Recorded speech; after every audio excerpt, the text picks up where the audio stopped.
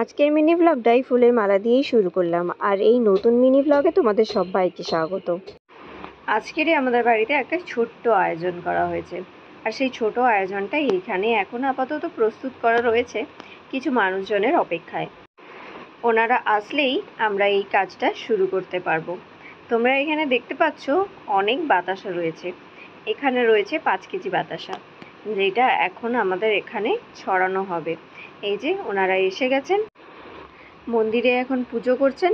আর এই পুজোটা শেষ করেই একটা কীর্তন গান হবে। কীর্তন গান হওয়ার পরেই বাতাসাটা হরিলুট করা হবে। এইবার তোমাদের বলি এই 5 কেজি বাতাসাটাই ছড়ানো হবে কেন। কারণ আমি এই পুচকি তুবড়ির জন্য একটা মানসিক করেছিলাম, তো তার কারণেই এই 5 কেজি বাতাসাটা আজকে ওর মাথায় ছুঁয়ে ছড়ানো হবে। এইদিকে দেখো কত ছোট ছোট ছেলেমেয়েরা এসেছে, ওরা কত এক্সাইটেড যে বাতাসা ঘোরাবে। তাই ওরা হচ্ছে এক জায়গাতে সবাই মিলে জড়ো হয়ে গেছে। আর আমাদের পাড়ার থেকে সবাইকে ডাকা হয়েছিল প্রত্যেকটা বাড়িতে, শুধুমাত্র আমাদের বংশটাই। সো সবাই বলতে গেলে কম বেশি এসেছে। এটা দেখে ভীষণ খুশি হয়েছি। আর ওইখানে দেখো আমার একটা কাকিমা, উনি বসে গেছেন। উনি বলছেন যে আমি নিচে এখানে বসে থাকবো, আমাকে এখানেই দিয়ে দেবেন, আমি আঁচলের মধ্যে ধরে নেব বাতাসাগুলো। আর কীর্তন গানটা হতে হতে সবাই মিলে অনেক হাসি, অনেক মজা করলো। আর বাচ্চাগুলো এখনো পর্যন্ত অধীর আগ্রহে বসে আছে কখন বাতাসাটা ছড়াবে আর ওরা সবাই আনন্দ মিলে সেগুলোকে কুড়িয়ে নেবে। বাতাসা দাদু হাতে নিয়ে রেডি হয়ে গেছে, আর পুচকের মাথায় ঠেকানোও হয়ে গেছে। সো এই যে বাতাসা এখন হরিলুট শুরু।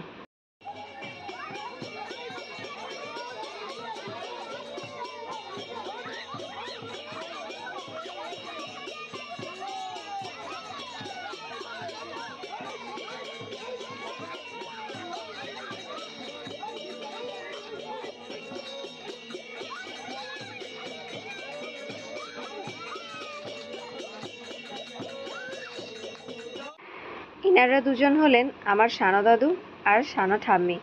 দুইজনে বুড়ো বুড়ির প্রেম দেখো এখনো পর্যন্ত অটুট। উনি বাতাসাটা কুড়িয়ে ঠাম্মির হাতে দিয়ে দিলেন। আর এই অটুট ভালোবাসাগুলো অমর হয়ে থাকুক এই কামনাই করি। সো শেষে কিছু বাতাসা উনি রেখে দিয়েছিলেন, তো মা কি করেছে ওইগুলোকে নিয়ে আবার ছড়িয়ে ছড়িয়ে দিচ্ছে। তো যাই হোক, তারপরে ওনাদেরকে একটু চা সেবা দেওয়া হলো।